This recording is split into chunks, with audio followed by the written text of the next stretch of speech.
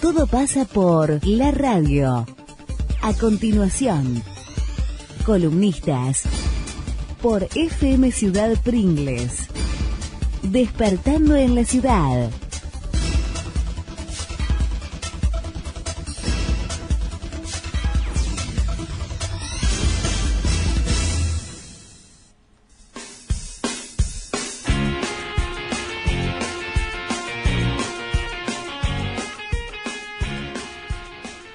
Catorce minutos pasaron de las 10 de la mañana, 20 grados, 21 grados casi.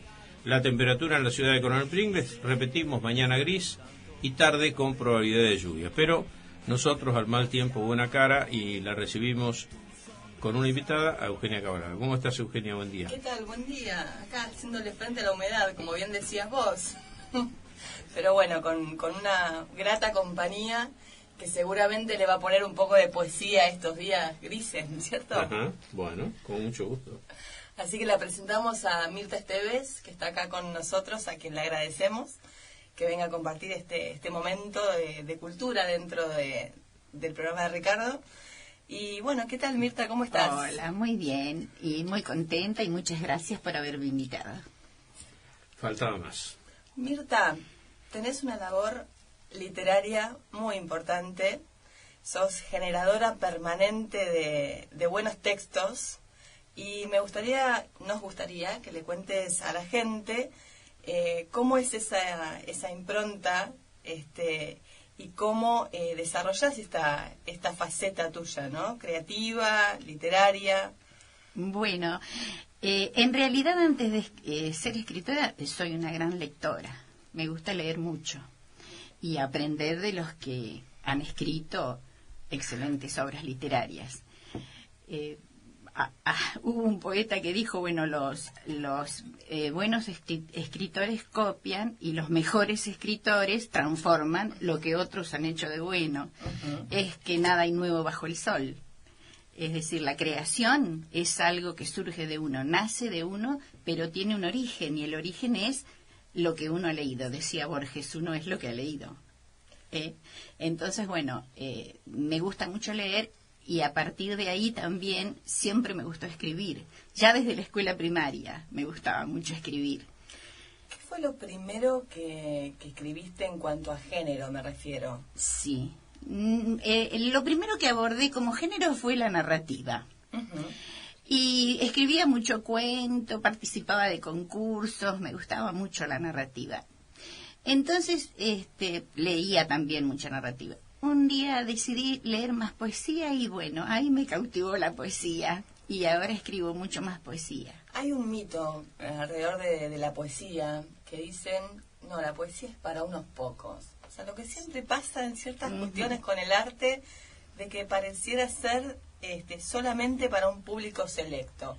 O he escuchado decirle a mucha gente, no, yo la poesía no la entiendo. ¿Hay que entender la poesía o hay que sentirla? Claro, y mira, creo que es las dos cosas, ¿no es cierto? Uno siente lo que ha podido comprender también. Es decir, si vos lees una poesía que te llega a la mente, también te va a llegar al corazón. Son las dos cosas juntas. Ahora, lo que tiene de hermoso la poesía es que es como una construcción que hace a alguien que es realmente sensible. La poesía necesita sensibilidad. Es decir, tiene más de sentimientos y de apasionamiento que de intelecto. Por eso la poesía también es muy parecida a la música.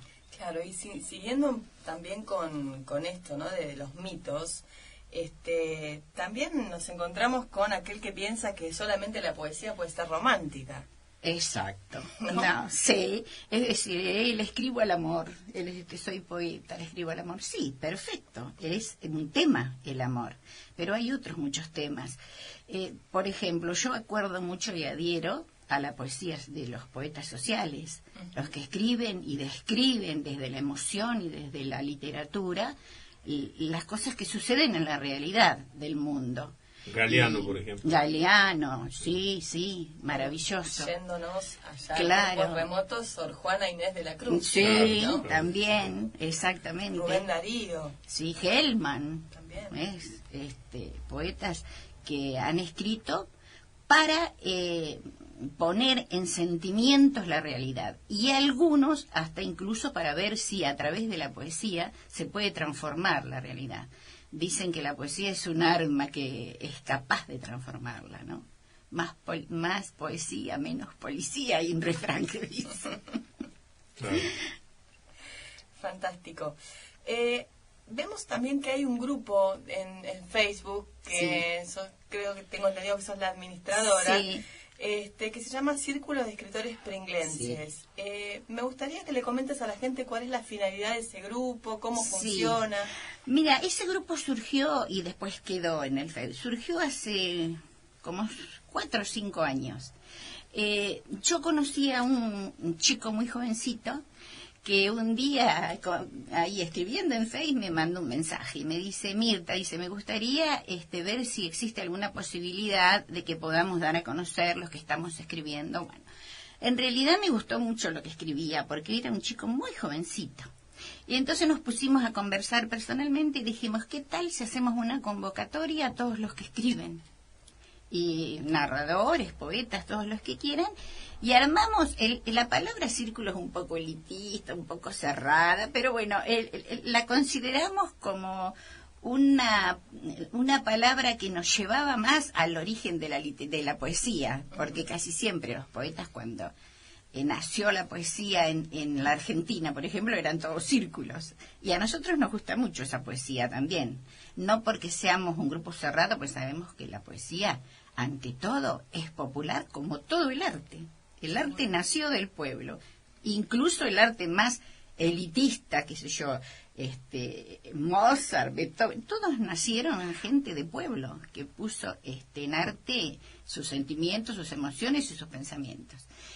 Entonces nos juntamos unas cuantas veces, pero bueno, después cada uno tuvo sus cosas que hacer, otros se fueron a estudiar, los más jovencitos se fueron a estudiar y no nos juntamos más. Yo por ahí abro ese espacio y publico alguna cosa e invito a la gente. Sería muy bueno que los que escribimos en Pringles estuviéramos más cerca. Sí, hay una brecha, ¿no? Sí. Algo que hay que llenar. Sí. Como bien vos decías, hay un montón de gente Sí. que escribe, Sí. y que cada uno está por su lado, ¿no? Y Sí. quizás esto de aunarnos, me incluyo también, es muy interesante, sobre todo en los intercambios que se pueden generar en un ámbito ya sea virtual o real, como en un café literario, Claro. o un café para intercambiar ideas, Sí. ¿no? Propuestas creativas, intercambiar textos. Eso también enriquece muchísimo la labor creativa. Claro, y más nosotros que estamos en una ciudad en donde no tenemos demasiados estímulos externos, salvo, bueno, algunas cosas que vino a hacer Estación Pringles con Arturo Carreras y que, bueno, después ya se fue quedando eso en el tiempo.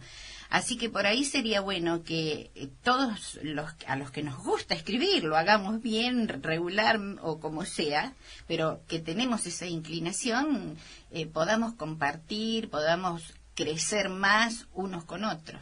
Sí, generar un espacio justamente Claro. de intercambio. Sí. Y como vos bien decías, sea que se escriba mucho, poco, Sí. bueno, mediano, o sea, no somos quien tampoco para juzgar la creatividad No, del otro, lógico. pero sí para construir Sí. y mejorar. Sí. Y yo siempre, esto lo traigo a colación en la radio, uno de los grandes temas de los escritores es la posibilidad de editar. Bueno, Ricardo, vos Sí. también bien lo sabrás. Sí, sí, claro. Sí. Es un gran tema en el sentido de que, sobre todo un género como la poesía, quizás poco difundido, mejor dicho, de poco interés para las grandes editoriales, esa sería la palabra. Nos cuesta muchísimo más insertarnos en lo que sería el mundo de la edición, no sé, profesional entre comillas, no me suena esa palabra, pero bueno, sí, entrar a jugar en las grandes ligas, digamos, Sí, ¿no? totalmente. Se han abierto, Sí. Eugenia, algunos espacios. Sí. Yo he escuchado así algunas convocatorias en radio respecto a esto. Puntualmente no tomé puntualmente de qué se trataba, pero es como que se está abriendo un poco esa posibilidad, que el escritor no tenga que tener una cuenta bancaria importante para poder editar, ¿no? Publicar. Sí, la editorial Duncan crea esos espacios. Yo he publicado en antologías de la editorial Duncan. Ellos reciben los trabajos, después los seleccionan y hacen una antología. Yo la doné a la biblioteca, a la antología que me mandaron con las poesías mías. Y después hay muchos blogs de escritores, especialmente escritores latinoamericanos. Yo participo de un blog de un escritor colombiano que se llama Omar Garzón Pinto. Él busca, un día me llegó un mensaje, me decía el mensaje: Mirta, estoy tratando de ver si me das autorización para poder publicar en mi blog 4 poesías que seleccioné de tu Face. Bueno, yo no tengo ningún problema, lo escribo para que todo el mundo lo lea. Entonces él, como tiene ese blog, va seleccionando de todos los poetas latinoamericanos poesías y las va publicando en ese blog, como lo hacen también algunos uruguayos, mexicanos, que abren sus blogs a todos los poetas. Daniel Moritoni es otro. Hoy existe, digamos, así como existe para muchísimas otras disciplinas, existe la web, y la web es una autopista enorme. Sí. Es una vidriera, ¿no? Sí. Claro, donde circula muchísima información, y por ahí yo quería preguntarte, digamos, todas las sociedades tienen una suerte de patrón cultural, ¿no? Sí. El patrón cultural Pringles, digamos, si lo queremos enclasar, sin peyorativos, ¿no? Es decir, buscando ser lo más real posible. Sí. ¿Tiene afinidad con la escritura o la rechaza en términos generales? Más escritura y poesía, las dos cosas. Claro, sí. En realidad la literatura es un espacio que se debiera estimular desde lo estatal, pero también desde lo popular y desde lo público. No solamente el Estado tiene que estar en esto, es que sí tiene que estar, pero también debemos ser los que escribimos, los que hagamos todas estas movidas como para que la gente pueda. Por ahí nos quedamos mucho, nos quedamos en lo que vos decías: escribo para mí, lo dejo escrito ahí, lo más que puedo hacer es ponerlo en el Facebook, punto. Creo que nos hace falta movilizarnos más a los que escribimos. Es cierto eso, es verdad. Me sumo a lo que dice. Sí, por supuesto. Sí. Por eso decía, yo creo que hay un ida y vuelta en esto, ¿no? Claro. Es decir, la responsabilidad no está de un solo lado.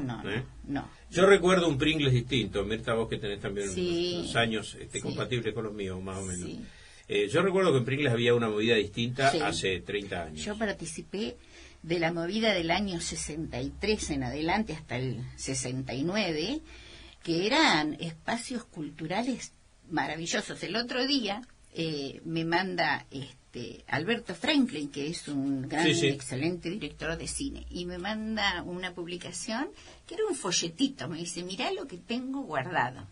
Era un folletito que decía teatro leído.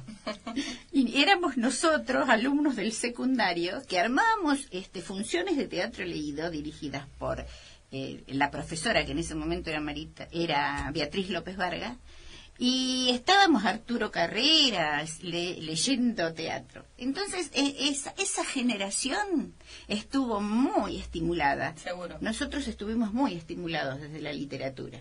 Me acuerdo que en la escuela la maestra nos hacía escribir y después decía: bueno, ahora vamos a ver, todo el mundo va a leer lo que escribió y después le van a dar el aplauso más grande al que más le gustó de ustedes. Claro. Sí, entonces por ahí salíamos con el trabajo votado a leerlo por todos los salones. Claro. Uy, éramos chicos. Sí, la promoción de la cultura dentro del seno de la escuela. Claro. Fíjate que yo recordaba, no sé si con vos, con alguien acá seguro, respecto del cine, ¿no?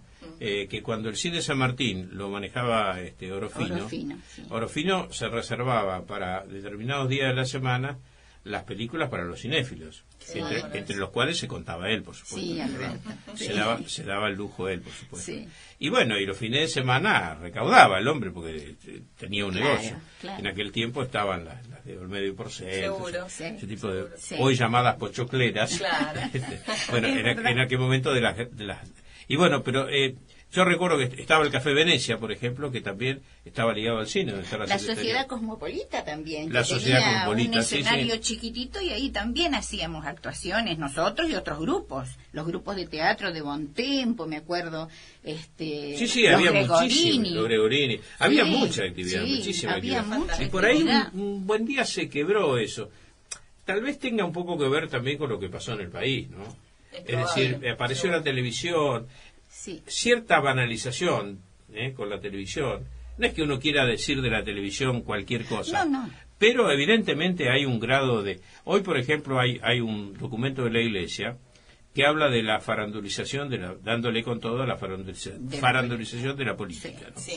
Con la presencia de los candidatos, que sí, Sí, que no. lo que hablamos siempre, ¿no? Esta cuestión Sí. que uno dice, bueno, nos estamos yendo un poco del tema original, pero quiero decir, cuando uno ve las imitaciones de los políticos y que cuando Freddy Villarreal hace del imitador de Scioli, bailando con Ravolini, dejando caer la mano supuestamente ortopédica sobre la cola de ella, es decir, cosas que son realmente propias del escenario que genera el show de Tinelli, ¿no? Sí. Que es la banalización. Seguro. Y yo creo que, digamos, alguien dijo una vez, Quiroga, el cronista, no me acuerdo el nombre ahora,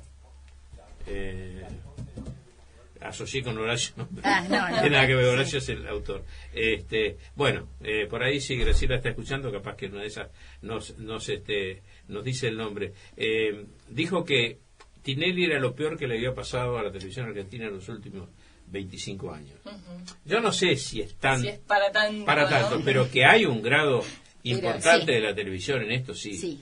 En la televisión banalizó muchísimo las cosas. Claro. Y por ahí sacó a la gente de estos espacios porque es un entretenimiento. Es decir, no hay duda que la televisión es un entretenimiento y es un extraordinario invasor de nuestras casas. Sí. No, además con cosas buenas y cosas malas, porque también uno puede seleccionar cosas buenas. Es ¿no? mucho más cómodo sentarse en el sillón a mirar televisión que estar participando activamente de algo, ¿no? Sí. Porque hubo quiebre en el país, es obvio. Pringles no es una excepción. No. Ese periodo de tiempo que vos hacías alusión, Sí. Mirta, tiene que ver indudablemente con el país. Es decir, de la país. década del 70 en adelante, De la década que fue del 70 en tremenda, adelante. claro, para la cultura, Sí, y sí, fue sí, terrible, sí. realmente. Bueno, esa suerte de castración de la cultura Claro. en el periodo de los Sí, militares. los ¿no? militares, Y además, digamos que hubo una fuga de Fuga de cerebros, ¿no? entre los Argenmex en México y en Francia hubo una cantidad de argentinos que se muy fueron, importante. totalmente. Se quebró, ahí se produjo un quiebre importante, Claro. ¿no?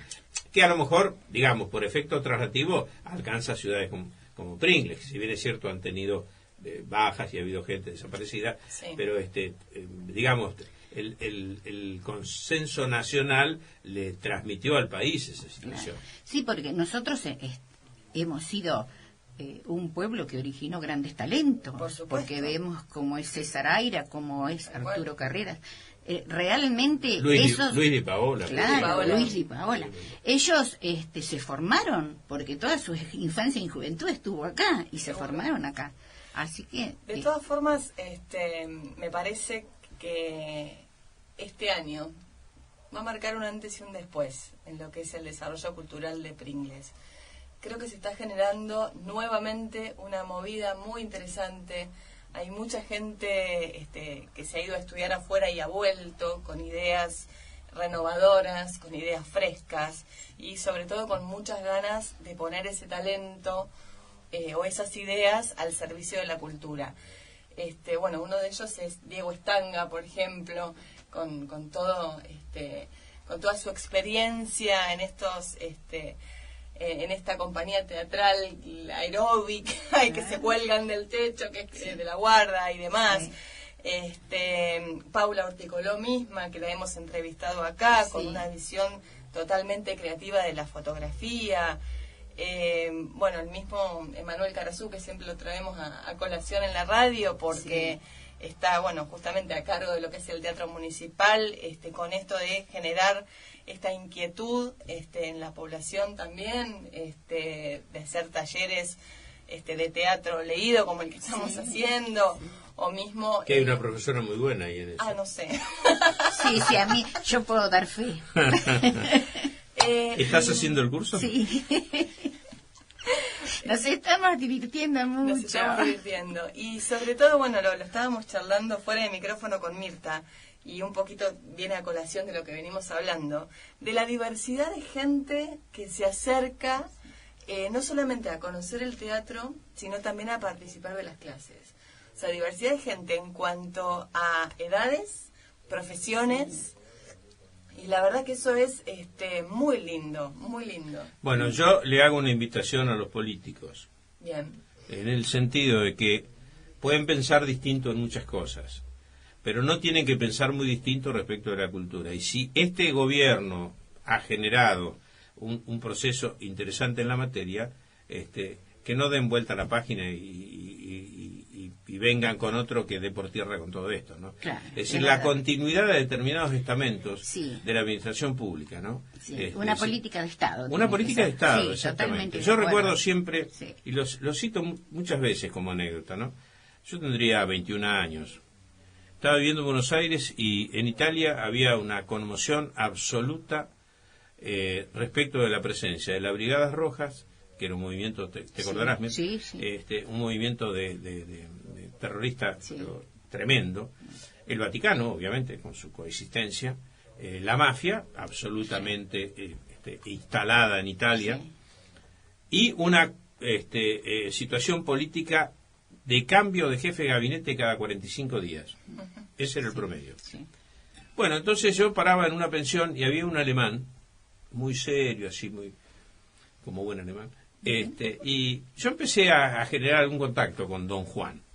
Y le hago esta pregunta. Entonces me dice, mira, yo te lo voy a decir de una manera para que vos lo entiendas y lo traslades toda vez que examines la cuestión europea, lo pienses en este sentido. En Europa existe lo que se llama administración pública, pero en serio existe. Y hasta un determinado nivel son impermeables a la política.